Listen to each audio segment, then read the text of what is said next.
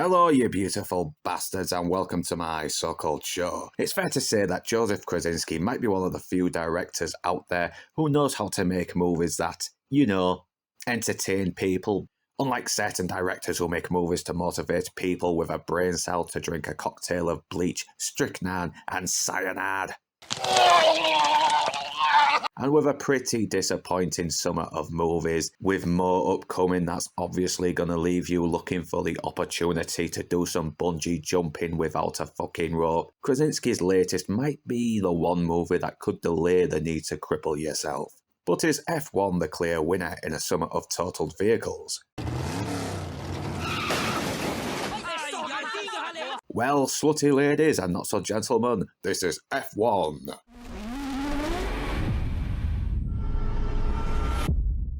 F1 sees a former F1 driver named Sonny, played by Brad Pitt, who is a washed-up, burnt-out husk of a hunk who is still much more sexier in his 60s than I could ever be at 36.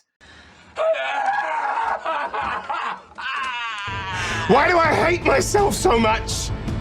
He's a man haunted by his past and is doing whatever races he can to get by. But one day he's approached by an old teammate, Ruben, played by Javier Bardem, who asks him to return to F1 to help salvage his failing team. And while reluctant, Sonny takes up the offer, but everyone on the team isn't so happy with him being there, including the arrogant talent Joshua Pierce, played by Damson Idris. Not only that, people see Sonny's presence in F1 as a sign of desperation as well as a bad joke. But can Sonny prove everybody wrong, save his team from being shit-canned, as well as redeem himself?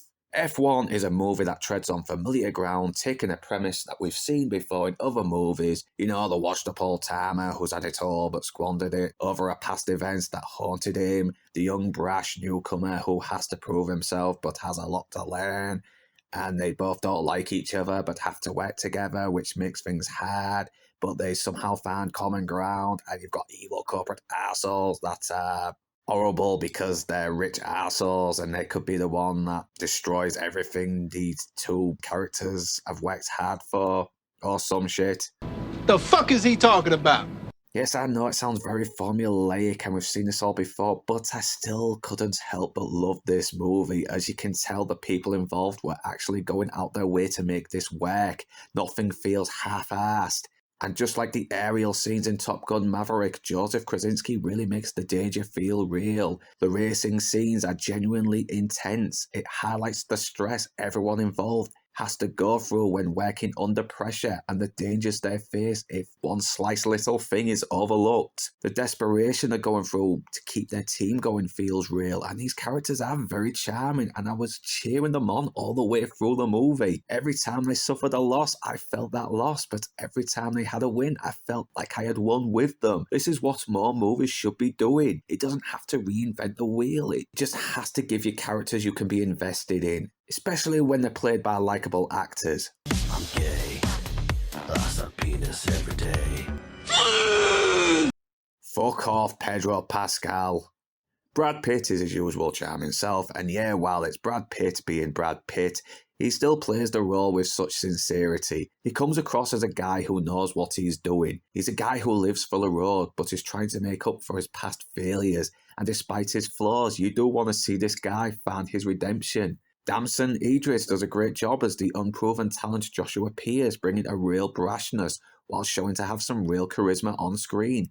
His character is obviously in it for shallow reasons, but he still comes across as someone with a good heart, despite the fact he's a bit of an arrogant dick. His rivalry with Sonny is understandable though. He's still trying to prove himself and has been unsuccessful in it, and here comes this older guy giving orders despite the fact he's basically allowed himself to piss away his potential. But at the same time, you get where Sonny is coming from as well, and that playing it safe isn't going to do his team any favours. It's a rivalry that adds layers as well as context, showing Sonny's experience in contrast to Joshua's naivety, while also showing that both sides can benefit from the other person's point of view. Oh my god, people with differences, putting aside their differences and seeing the benefits of putting aside those differences. That is so not orthodox. Also, seeing them give each other shit is still fun to watch as well. It kind of reminded me of the rivalry between Maverick and Iceman. Both are very stubborn men, but you can tell there's nothing malicious and there's still that level of respect. Javier Bardem takes a break from playing Psycho to play Sonny's friend Ruben, a very normal guy trying to do his job. And he's also very likeable. He's a bit of a busybody at times, but you can tell he cares deeply for his team, and both he and Pitt sell the friendship, as well as the regrets of their past mistakes. I also got to give a shout out to Kerry Condon, who really shines as Woman in a Man's World tech director Case McKenna. This could have been an insufferable, snarky Phoebe Waller-Bridge face type lecturing Sonny on his toxic masculinity. But no, she's actually very charming. She's funny, sharp, and looks like she enjoys a good crack. Though to be honest, I wouldn't mind a good crack at her. Yeah. Not only that, both her and Pitt do have some good chemistry. Every time they were on screen together, it's fucking adorable. The dialogue is unapologetically cheesy, but fuck it, it's a Bruckheimer movie, and with actors this talented playing characters so fucking charming, I welcome the cheese. It's a film that knows what it is. It doesn't crawl up its own ass trying to be the most important film ever. It takes a simple premise, but you can still see a lot of hard work was put into it. And it feels like a throwback to the films that endears itself to you, even though deep down you know you should be rolling your eyes. But that's what makes this film so endearing. It embraces the corniness, but never to the point where it loses all believability. It touches on how regret can destroy your future if you let it, and that you should never give up hope. And if you work hard and allow yourself to take more chances, all that hard work will pay off. Yeah, like I said, it's corny, but with Summerware, an entry in a popular franchise made me want to cripple myself. And the fact there's likely a chance we are about to see more popular characters getting butchered, as well as a dead horse getting flogged again for the 1,000th fucking time. This might be the perfect remedy to the bullshit that made going to the cinema about as immersive as having Freddy Krueger give you a prostate exam.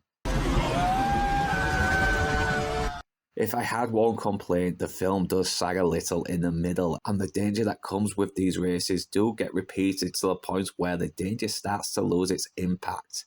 And yeah, it could have been maybe half an hour shorter, but that said, F1 definitely deserves the indignity of selling your ass on the street in order to afford the overpriced cinema ticket. It's a smooth ride down a familiar road that, while taking its time, leaves its lesser competitors in the dust and puts you firmly in the driver's seat.